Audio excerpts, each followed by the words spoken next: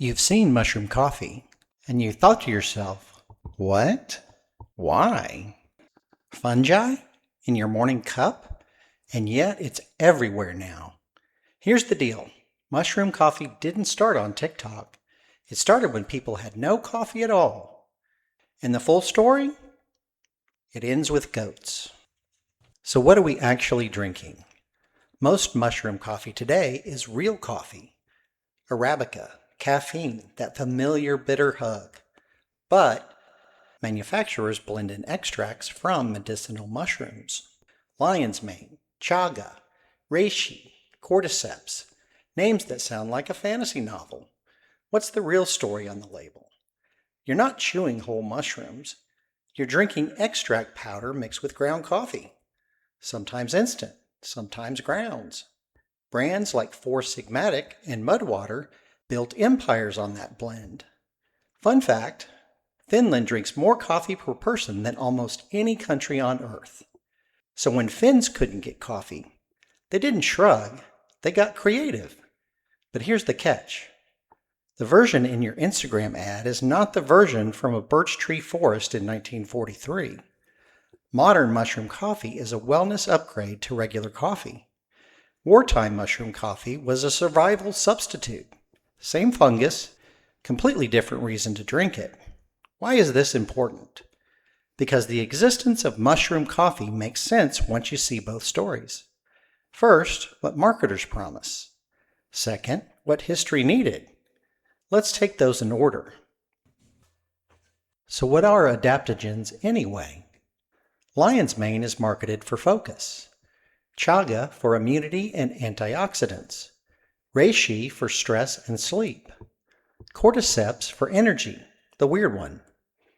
Fun fact, Cordyceps is real. It's a fungus that infects insects in the wild. Your coffee probably uses lab-grown extract. Marketers call these mushrooms adaptogens. Here's the deal. An adaptogen is supposed to help your body adapt to stress. Not sedate you, not rev you like a second espresso. Balance, that's the pitch. And mushroom coffee ads love one comparison. All the focus, less jitters. Less caffeine than a full cup in many blends. Fun fact, a standard cup of drip coffee has roughly 95 milligrams of caffeine. Many mushroom blends land around 50 milligrams or less. So part of why people feel different might just be less caffeine. What's the full story on the mushroom part? Traditional Chinese and Japanese medicine used these fungi for centuries. Teas, tonics, broths, not lattes. Coffee came later. Marketing came last. Okay, but does any of this actually work? I'm thinking you might agree. If mushroom coffee works, you want proof, not vibes.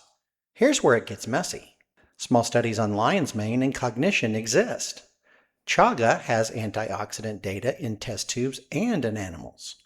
Reishi has long folk use, limited modern clinical proof in humans though. But looking for mushroom coffee studies? There aren't many. Brands often cite research on extracts, not on your specific morning cup.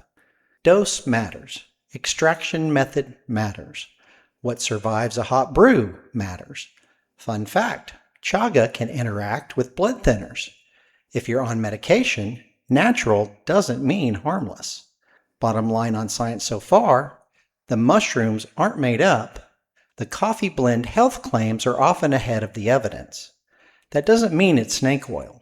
It means mushroom coffee exists because people want coffee plus a story about feeling sharper and calmer. The story sells. So if it's not a TikTok invention, where did it really start?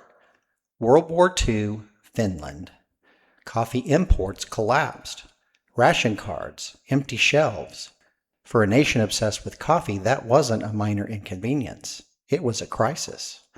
What's the real story? Finns foraged chaga, a black crusty fungus on birch bark. They chipped it off, steeped it overnight, pressed it, drank something dark and bitter the next morning. It didn't taste like Arabica, but it looked like coffee. It felt like ritual. It used a mushroom Finns already knew from folk medicine. Fun fact, Chaga's Finnish name is WWII. During the war, Finns also faked coffee with roasted rye, barley, even beetroot. Chaga was the mushroom option.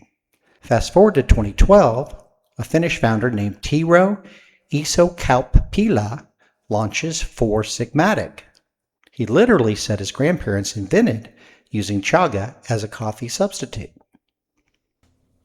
And this is where it connects to the oldest coffee legend on Earth. Legend has it, goats discovered coffee. You read that correctly, goats. A goat herder noticed his flock dancing after eating coffee cherries. He tried what they ate. Energy. At the coffee bean menu, we've told that story for years. Coffee beans aren't beans at all. They're the pits of cherry-like fruit. Believe it or not, humans have always chased energy in strange packages. Goats and cherries, Finns and fungus, you and a $40 bag with adaptogens on the label. Different centuries, same impulse. Something in nature, steeped in hot water, hope in a cup. Mushroom coffees exist because humans refuse to give up the ritual when the beans run out, or when we want more from the beans we have.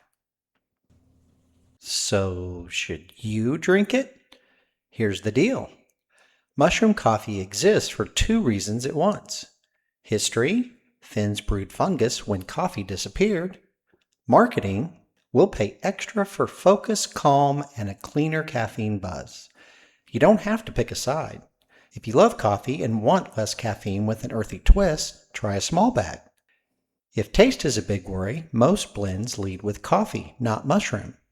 If you want proven brain benefits, the jury's still out on the mug in your hand. My verdict, mushroom coffee isn't a scam.